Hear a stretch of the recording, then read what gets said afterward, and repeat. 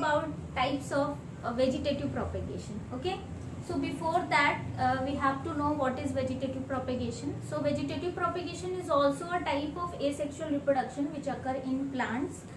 And actually what vegetative propagation is, देखो अगर बात करते हैं अगर प्लांट्स की या किसी भी ऑर्गेनिज्म की, तो दो तरह के सेल्स होते हैं, रिप्रोडक्टिव सेल्स और सोमैटिक सेल्स। वैसे ही कुछ प्लांट का भी एक पर्टिकुलर रिप्रोडक्टिव ऑर्गेन है और वो है फ्लावर। हम फ्लावर को छोड़ देते हैं, अगर फ्लावर को छोड़कर ना, एक्सेप्ट फ्लावर, प्लांट के बाकी सारे पार्ट हैं, लीफ है, स्टेम है, रूट है और उनके बहुत सारे मॉडिफिकेशंस हैं ना, तो फ्लावर को छोड़ के अगर और किसी भी पार्ट से, स्टेम से, रूट से, लीफ से, इनसे अगर कोई भी टाइप का रिप्रोडक्शन हो रहा है, यानी इनसे अगर नया प्लांट प्रोड्यूस हो रहा है, तो उसको हम बोलेंगे वेजिटेटिव प्रोपेगेशन। ठीक, तो अब पहले वेजिटेटिव प्रोपेगेशन, वैसे तो बहुत सारे टाइप्स के हैं, बहुत सारे तरीके से हम कर सकते हैं। आप पहले भी पढ़े होंगे, कटिंग कर सकते हैं। आप देखते हो लेमन का प्लांट है, उसको कट करके आप उसके स्टेम को लगा लो, कलम लगाना जिसको बोलते हैं, रोज में बहुत कॉमन है। तो ये सब बहुत कॉमन चीजें पहले पढ़ चुके हो आप। तो इस 12th में कुछ और भी नई नई चीजें दी हैं, आगे आप और भी कुछ नया पढ़ोगे। तो बहुत सारे तरह से वेजिटेटिव प्रोपेगेशन होता है प्लांट्स में। कुछ मैंने यहाँ लिखे हैं, कुछ इनके अलावा भी एक दो और हैं जो मैं इसको डिस्कस करूंगी। पहले हम इनको डिस्कस कर लेते हैं। सबसे पहले बात करेंगे हम रनर की। तो रनर क्या है? रनर एक्चुअली में एग्जाम्पल मैंने यहाँ पर बूढ़ा ग्रास लिखा है, ज्यादातर आपको ग्रासेस में देखने को मिलेगा ना। दूब ग्रास का नाम सुना है ना, दूब ग्रास रनर होता है। ठीक है, क्या होता है रनर? रनर में क्या होता है कि मान लो ये कोई प्लांट है ना, कोई ग्रास है, ये कोई ग्रास है। ठीक, अब यहाँ से अगर यूजुअली देखा जाए, यूजुअली अगर हम देखते हैं, यूजुअली क्या होता है, यूजुअली से हम देखते हैं कि कोई भी प्लांट है, उसका जो स्टेम है वो अपराइट ग्रो करता है, ऊपर की तरफ ग्रो करता है ना, नीचे की तरफ ग्रो नहीं करता, इन द सेंस कि अपराइट ग्रो करता है। लेकिन यहाँ पर क्या देखने को मिलता है कि जो स्टेम है वो अपराइट ग्रो ना करके हॉरिजॉन्टली ग्रो कर रहा है ना, यानी कि सरफेस किसके बेस पर प्लांट लगा हुआ है? सॉइल के बेस पर। तो सॉइल से हम जब भी बात करते हैं सॉइल से, तो ये सॉइल है मान लो, और सॉरी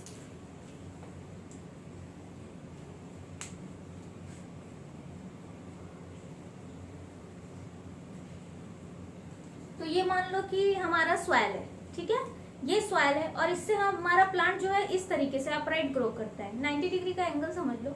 लेकिन कहीं कहीं पर ऐसा देखने को मिलता है, रनर में क्या होता है कि ये जो स्टेम है, इस स्टेम जो है ये इस तरीके से हो जाता है, यानी कि सॉइल के पैरेलल ग्रो करता है, हॉरिजॉन्टल हो जाता है।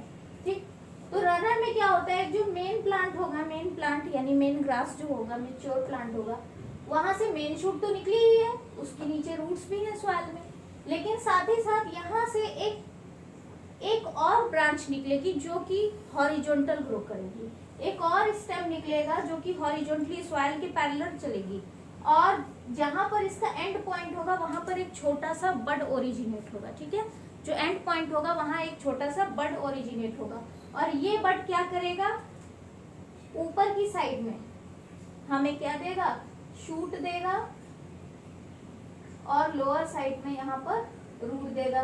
इस रूट को हम बोलेंगे एडवेंटिशियस रूट्स। अब मैं इसको थोड़ा और अच्छे से बना देती हूँ।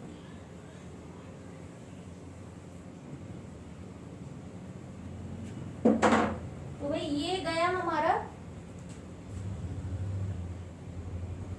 ये यहाँ पर बड था, अब ये बड ने क्या दिया, आगे चल के ऊपर एक ब्रांच दे दी, इस ब्रांच से लीफ निकली ना, एक शूट दिया, और लोअर साइड में क्या देखने को मिलेगा हमको, अंदर के साइड नीचे सॉइल में यहाँ से रूट्स ओरिजिनेट होंगे। ठीक है, यहाँ से रूट्स ओरिजिनेट होंगे, और इन रूट्स को हम क्या बोलेंगे, एडवेंटिशियस रूट। इन रूट्स को हम क्या बोलेंगे, एडवेंटिशियस रूट। ये थोड़ा इसको कवर कर दूंगी, सब इसी में मिक्स हो जाएगा।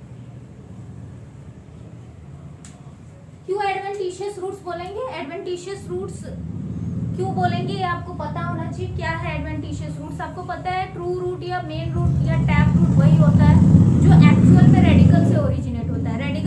के किसी भी पार्ट से अगर कोई रूट ओरिजिनेट हो रहा है तो उसको हम क्या बोलेंगे, एडवेंटिशियस रूट्स। तो इसलिए हम इसको क्या बोलेंगे, एडवेंटिशियस रूट्स। ठीक, सो इस तरीके से फिर से ये जो है न्यू जो प्लांट ग्रो हुआ है ये ग्रो होगा और फिर यहाँ से एक हॉरिजॉन्टल स्टेम निकलेगी, रन करेगी हॉरिजॉन्टली सॉइल की सरफेस के पैरेलल, और यहाँ फिर बड ओरिजिनेट होगा। और ऐसे ही काफी अच्छे तरीके से और जल्दी जल्दी फैल जाते हैं और इनको थोड़ा सा निकालना थोड़ा सा मुश्किल हो जाता है क्योंकि बहुत सारे इस तरीके से फैले होते हैं। तो एक को अगर आप खींचोगे तो बाकी सारे उससे कनेक्टेड होते हैं। दूब ग्रास में ये बहुत कॉमन है, आपको देखने को मिलता है। नेक्स्ट बात करेंगे हम राइजोम की। राइजोम की बात करें तो rhizome again a modified stem. अगर स्टेम में बात करूं तो स्टेम अगर आपको याद हो तो उसमें नोड्स होते हैं और इंटर नोड्स होते हैं, नोड्स एंड इंटर नोड्स। मान लो ये आप अपने फिंगर की बात करो, ये फिंगर है तो यहाँ पर आप देखो ज्वाइंट्स हैं, फिर ये बोन है, फिर ज्वाइंट्स हैं, फिर बोन है ना। इस तरीके से दो बोन्स आपस में ज्वाइंट हुए हैं, इस तरीके से आप देखोगे। इस तरीके से सेम प्रोसेस यहाँ अगर हम स्टेम की बात करें तो वहां पर भी देखने को मिलता है, नोड्स एंड इंटर नोड्स। ठीक, तो राइजोम भी एक तरह का मॉडिफाइड स्टेम है। स्टेम है तो नोड्स एंड इंटर नोड्स तो होंगे ही। बुक में जो एग्जाम्पल दिया है वो जिंजर का दिया हुआ है। Turmeric is also a rhizome. ठीक है, लेकिन मैंने लिख दिया, इसको दिमाग में रखना। ठीक, जिंजर क्या है, एक अंडरग्राउंड मॉडिफाइड स्टेम है, अंडरग्राउंड राइजोम है, जहां पर हमको नोड इंटरनोड डेफिनेटली देखने को मिलेंगे। तो ये जो पोर्शन है अगर आप देखो तो ये देखो टिप पॉइंट, ये जो पोर्शन है ये क्या हुआ, ये हमारा इंटरनोड हुआ। ठीक, इसको मैं इंटरनोड लिखती हूँ। और ये जो लाइंस है ये हमारा क्या हुआ, ये हमारा नोड हुआ। और हमें पता है कि नोड से जो होते हैं वो रूट्स या बड्स निकलते हैं ना। सो अगर आप देखोगे जिंजर को ऐसे छोड़ दोगे या थोड़ा सा प्रोपेगेट या मॉइस्चर दोगे या सॉइल में रख दोगे तो आप देखोगे कि नोड वाले पोर्शन से, ये आप देखे भी होगे, अगर आप मार्केट में तो थोड़ा फ्रेश सा मिलता है, अगर आप खेती होती है किसी के घर तो देखना, ये नोड वाले पोर्शन से आपको बहुत सारे रूट्स निकले हुए देखेंगे। ठीक है, और इन्हीं पोर्शन को अगर कट करके हम सॉइल में लगा देते तो एक नया जिंजर का प्लांट ग्रो हो जाएगा। तो बहुत इजी मेथड है और फास्ट मेथड है। ठीक, राइजोम आई थिंक क्लियर हो गया होगा, बहुत टफ नहीं है इसलिए मैं बहुत फास्ट जा रही हूँ। नेक्स्ट बात करेंगे हम ऑफसेट की। देखो भाई ऑफसेट को थोड़ा सा समझ लो, ये थोड़ा क्वेश्चन आता भी है और जानना भी जरूरी है आपके लिए। Offset is also modified stem. यहाँ पर एग्जाम्पल है एकॉर्निया और पिस्टिया का। हम एकॉर्निया की बात करेंगे, पिस्टिया मैंने इसलिए लिख दिया है कि एक से ज्यादा एग्जाम्पल अगर याद हो तो अच्छी बात है। फिलहाल एकॉर्निया इज एक्वेटिक प्लांट जिसको हम हाइड्रोफाइट्स बोलते हैं। हाइड्रोफाइट्स हम उनको बोलते हैं जो जल में प्लांट ग्रो होते हैं, पानी में ग्रो होते हैं ना। तो एकॉर्निया का एग्जाम्पल हमने क्यों लिया है, क्यों बुक में एकॉर्निया को ही दिया है, क्या है, क्योंकि एकॉर्निया एक्चुअली में हमारे लिए एक डेंजर है ना, एक थ्रेट है। एकॉर्निया की बात पहले हम करेंगे ऑफसेट को पढ़ाने से पहले। एकॉर्निया को वाटर हाइसिंथ भी बोलते हैं, सिर्फ एकॉर्निया को नहीं, कुछ और भी प्लांट्स हैं जिनको वाटर हाइसिंथ की कैटेगरी में रखते हैं। एकॉर्निया को हम वाटर हाइसिंथ बोलते हैं, प्लस इसका एक स्पेशल नाम है इंडिया में जिसको हम बोलते हैं टेरर ऑफ बंगाल। क्या बोलते हैं, टेरर ऑफ बंगाल, क्या बोलते हैं इसको,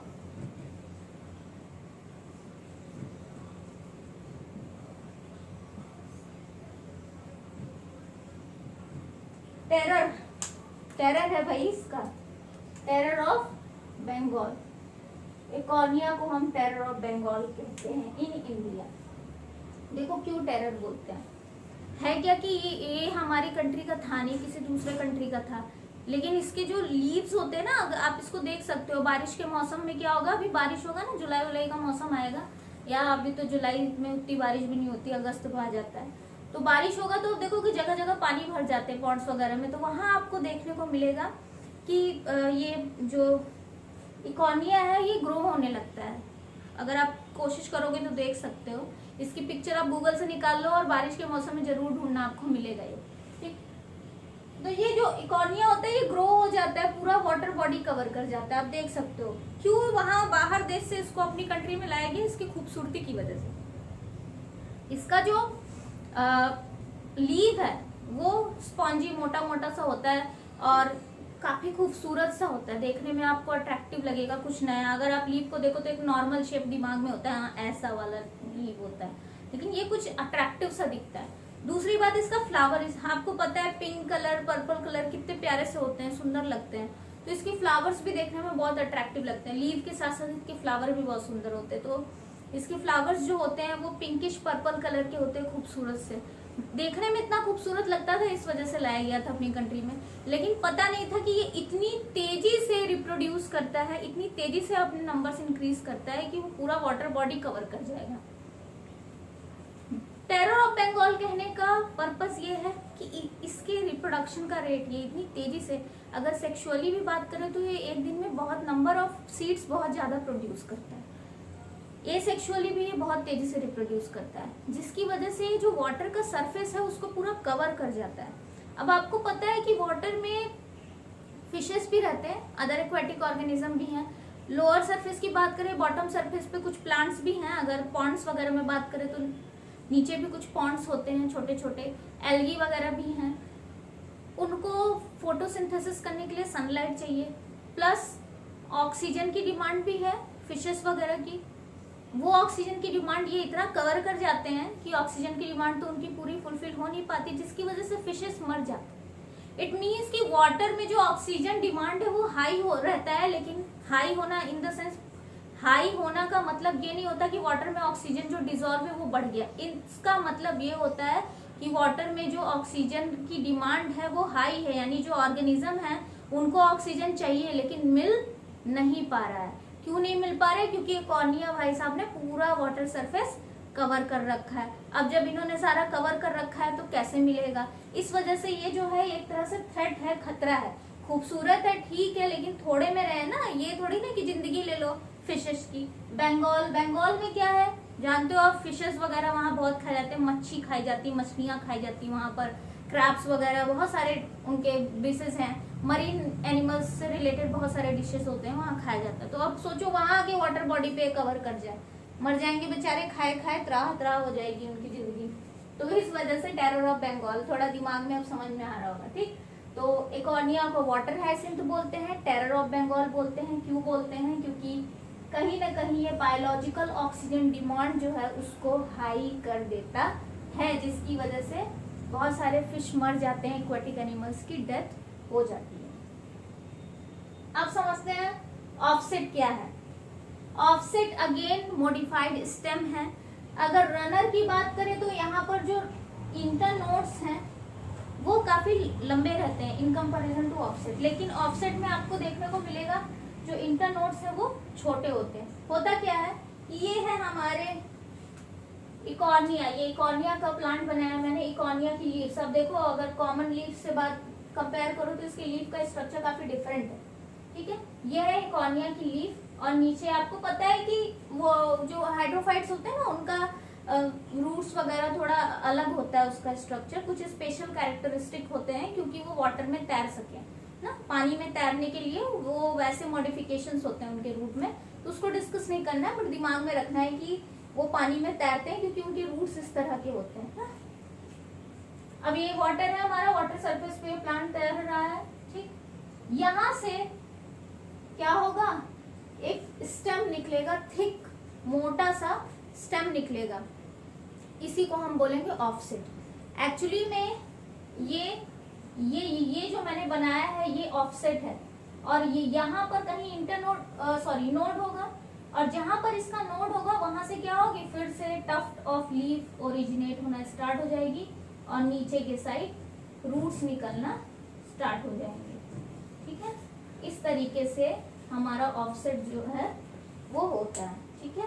तो आपको ये कॉमनली देखने को मिलेगा, बस ये आपका बारिश का मौसम आया ना, आप आसानी से ऑफसेट को देख सकते हो। रनर को भी देखा ही है आपने, राइजोम भी देखा ही है आपने, जो नहीं देखा होगा वो यही नहीं देखा होगा अगेव, जिस ना इसी को नहीं देखा होगा, इसको आप गूगल सर्च करके देख सकते हो आसानी से। अब बात करते हैं ट्यूबर की, पोटैटो एग्जाम्पल। रोज खाते हो आलू, सबको पता है। आलू क्यों खाते हो? क्योंकि आलू भी एक तरह का मॉडिफाइड अंडरग्राउंड स्टेम है। स्टेम का बहुत सारा मॉडिफिकेशन होता है जब भी हम पढ़ते हैं वेजिटेटिव प्रोपेगेशन में, ज्यादातर सब मॉडिफाइड स्टेम के फॉर्म में ही होते हैं। तो ट्यूबर बोलते हैं। होता क्या है, पोटैटो प्लांट में जो स्टेम होती है वो अंडरग्राउंड पाई जाती है, और ये अंडरग्राउंड स्टेम में क्या होता है, प्लांट जो है वो फूड को रिजर्व करके रखता है ना, फूड को स्टोर करके रखता है। और जब वो फूड को स्टोर करने लगता है स्टेम में, तो स्टेम जो है फूड को स्टोर करते करते करते स्वेल आउट हो जाता है, फूल जाता है।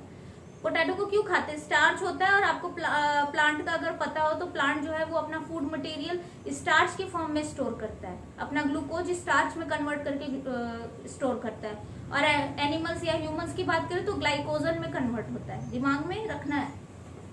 तो सेम चीज स्टार्च के फॉर्म में यहाँ पर अंडरग्राउंड स्टेम में स्टोर करता जाता है, जिसकी वजह से ये स्टेम स्वेल अप हो जाता है, इसलिए इसको हम बोलते हैं ट्यूबर। ठीक, और जाहिर सी बात है स्टेम है तो नोड्स पाए जाएंगे ना, और नोड्स जो हैं वो यहाँ पर आई के फॉर्म पे छोटे छोटे छोटे छोटे आई बनते हैं। और यही आई अगर आप आलू को रख दो ना, अभी ये गर्मी की चल रहा है, आलू को रख दो और आप देखोगे कि धीरे धीरे धीरे धीरे उसमें छोटे से क्रीम कलर के, पर्पल कलर के बड्स निकलना स्टार्ट हो जाएंगे। इसी तरीके से आलू की खेती होती है, सबको पता ही होगा। तो ये जो बड्स निकलना है, यहाँ पर मैंने बनाया रखा है कि ये छोटा सा बड्स, यहाँ ग्रोइंग बड, ये कोई आई होगी, यहाँ से ये ग्रोइंग बड निकलना स्टार्ट हुआ, और इस ग्रोइंग बड से आप और दिन रख दोगे तो छोटे छोटे छोटे छोटे ग्रीनिश स्ट्रक्चर निकलने लगेंगे। अब इस पोर्शन को आप कट करके सॉइल में लगा दो, आपको पोटैटो का नया प्लांट मिल जाएगा। ठीक, इसको बोलते हैं हम ग्रोइंग आई बड। तो इजी है ट्यूबर। नेक्स्ट बात करते हैं बल्ब की, फिर बल्बिल की बात करेंगे। तो बल्ब क्या है, बल्ब में भी आपको मॉडिफाइड स्टेम देखने को मिलेगा। बल्ब जैसा बल्ब दिखता है बिल्कुल वैसा ही बल्ब जैसा स्ट्रक्चर है, भी स्वॉलन स्ट्रक्चर होता है। इसमें मेन जो चीज जो हम खाते हैं एक्चुअली में ये लीफ का पार्ट होता है। ठीक है, ये जो ऑनियन, मैंने एग्जांपल में ऑनियन लिया है, जो ऑनियन हम खाते हैं एक्चुअली में ये लीफ का पार्ट होता है, ये लीफ बेसिस होते हैं। आप देखोगे फिर ग्रो करते तो फिर इसमें से, या घर पे कुछ दिन के लिए रख दोगे तो देखोगे इसमें से लीफ निकलने स्टार्ट हो जाते हैं ना। ठंडी के मौसम में देखते हो ना, नए ऑनियंस आते हैं ग्रीन वाले, फिर लीफ लगी होती है, हम खाते हैं। एक्चुअल में ये वाला जो पोर्शन है, ये जो है ना, ये जो लगा रहता है बेस पे, हम लोग कट करके निकाल देते हैं, वो स्टेम पोर्शन होता है इसका। और ऑनियन में या गार्लिक में हमें रिड्यूस्ड टाइप ऑफ स्टेम देखने को मिलता है, जो स्टेम होता है वो रिड्यूस हो जाता है। ठीक है, इतनी बात क्लियर है। और हम जो पोर्शन खाते हैं वो लीफ बेसिस होते हैं, फ्लैशी लीफ होते हैं, उनको हम ईट करते हैं। और ये आप रूट देख ही रहे हो। तो ये सब बहुत ही कॉमन था और बेसिक था। बल्बिल की बात करते हैं। बल्बिल क्या होता है, बल्बिल हमको अगेव की फैमिली में देखने को मिलता है। अगेव एक प्लांट होता है, अगेव फैमिली के जितने भी प्लांट्स हैं लगभग ज्यादातर में हमको बल्बिल देखने को मिलता है। बल्बिल हो सकते हैं या तो एक्सिलरी बड हो सकते हैं, अब एक्सिलरी बड भी हो सकते हैं, या फिर ये इनफ्लोरेसेंस, जो फ्लावर के इनफ्लोरेसेंस होते हैं ना, फ्लावर आप देखे हो, ये कुछ ऐसे प्लांट होते हैं ना, ये मान लो ये इधर फ्लावर, इधर फ्लावर, इधर, ये पूरा फ्लावर का इनफ्लोरेसेंस होता है। हो सकता है इन सब एरियाज पे बल्बिल लग जाए। ठीक है, जैसा कि हम अगेव में देखते हैं। अगेव में क्या होता है, ये फ्लावर का जो इनफ्लोरेसेंस होता है ना, उस पर लगे होते हैं। किसी किसी प्लांट में ये एक्सिलरी बड से ग्रो होते हैं। एक्सिलरी बड क्या होते हैं, ये मान लो स्टेम है और ये लीव है ना, और यहाँ पर जो बड निकलती है इसको बोलते हैं एक्सिलरी बड, इसको बोलते हैं एक्सिलरी बड। ठीक है, तो ये एक्सिलरी बड से भी ग्रो हो सकते हैं और फ्लावर के इनफ्लोरेसेंस पर भी लगे होते हैं। केस अलग अलग हो सकते हैं। ऑक्जेलिस में भी आपको बल्बिल्स देखने को मिलेंगे। तो अगेव एग्जांपल दिया, ये अगेव का बल्बिल है, छोटे छोटे होते हैं, इतने बड़े नहीं। ये फ्लावर का, ये मान लो फ्लावर का इनफ्लोरेसेंस है ये। ठीक है, ये मान लो फ्लावर का इनफ्लोरेसेंस है, और यूं ऐसे ऐसे इधर अगेव, इधर अगेव, इधर अगेव, बहुत सारे अगेव के बल्बिल्स जो होते हैं वो लगे होते हैं। ठीक है, सारे बल्बिल्स फ्लावर के इनफ्लोरेसेंस पे इस तरह से लगे होते हैं।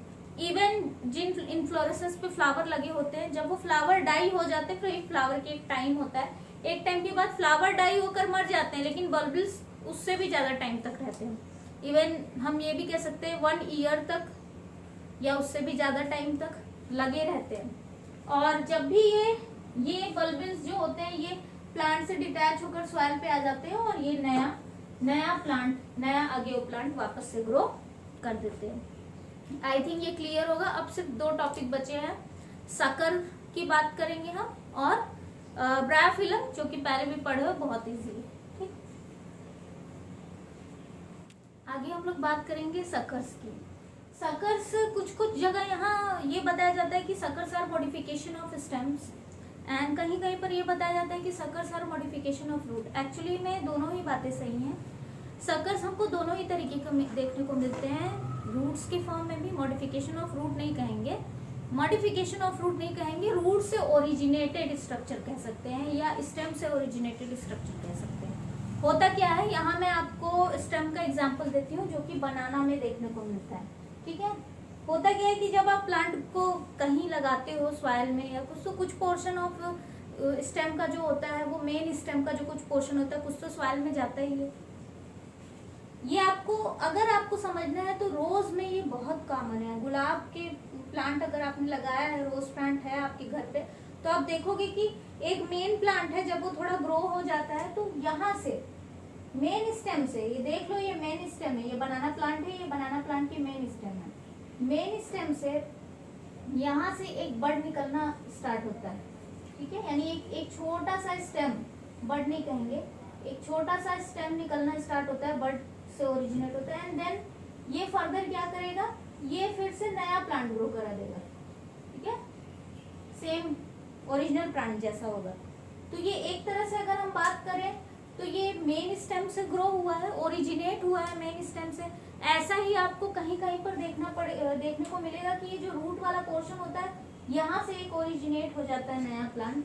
ठीक है, सो रूट का तो मैंने नहीं देखा है, मैंने ज्यादातर जब भी देखा है स्टेम का, क्योंकि बनाना में भी ऐसा देखने को मिलता है और आपको रोज के प्लांट में भी ऐसा देखने को मिलेगा कि लोअर जो मेन स्टेम होती है उसके नीचे से एक नया प्लांट ग्रो होना स्टार्ट हो जाता है। ये होते हैं सकर्स। बेसिकली अगर सकर्स की बात करें तो ये हार्मफुल माने जाते हैं, जिन एक तरह से ये कहा जाता है कि इनका होना सही नहीं है। उसका रीजन ये है क्योंकि ये जो सकर्स होते हैं ये न्यूट्रिशन का डिवीजन कर देते हैं। भाई मेन प्लांट को जो न्यूट्रिशन चाहिए, जो पहले से ही ग्रो होके पड़ा है, जिसमें फ्लावरिंग होनी चाहिए, जिसमें आगे फ्रूट्स वगैरह आने चाहिए, अगर नया प्लांट इसी से ओरिजिनेट होने लगा तो उस सॉइल से न्यूट्रिशन का क्या हो गया, बंटवारा हो गया। प्लस भाई एक ही प्लांट है, इसके रूट्स हैं, इस रूट से न्यूट्रिशन एब्जॉर्ब हो रहा है और बंटवारा हो जा रहा है, 2 लोगों को देना पड़ रहा है, 2 प्लांट्स को देना पड़ रहा है। एक ही प्लांट से ओरिजिनेटेड 2 प्लांट्स को देना पड़ रहा है न्यूट्रिशन। तो एक तरह से ये मेन प्लांट्स के लिए खतरनाक होते हैं। अगर आपकी गार्डन में रोज है और आपको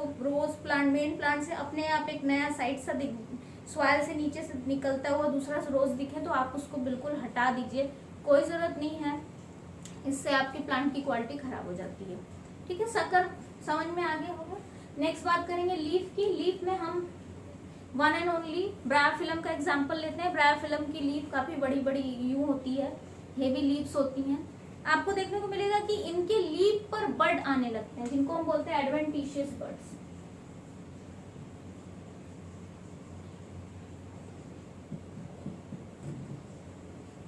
इनके लीव्स पर एडवेंटिशियस बड्स निकलने लगते हैं, यूं यहाँ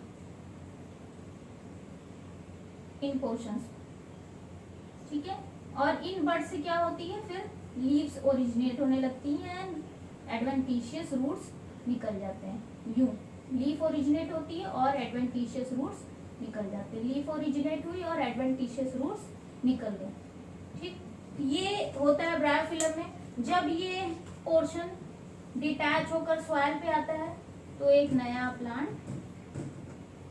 ग्रो हो जाता है। ठीक है, तो ये बहुत कॉमन है, ब्रायोफिलम में देखने को मिलता है। जहां ब्रायोफिलम लग जाता है ब्रायोफिलम ही हो जाता है। ठीक है, तो वेजिटेटिव प्रोपेगेशन ये कंप्लीट हुआ हमारा। आगे हम लोग पढ़ेंगे सेक्सुअल रिप्रोडक्शन, जो कि एक्चुअल में एडवेंचरस जर्नी अब स्टार्ट होगी इस चैप्टर की। ये सारे तो बहुत इजी टॉपिक है। ओके, सो पिछले वाले का स्क्रीनशॉट लिया ही होगा डेफिनेटली, इसका भी ले लो, नहीं तो जरूरत नहीं है। Thank you.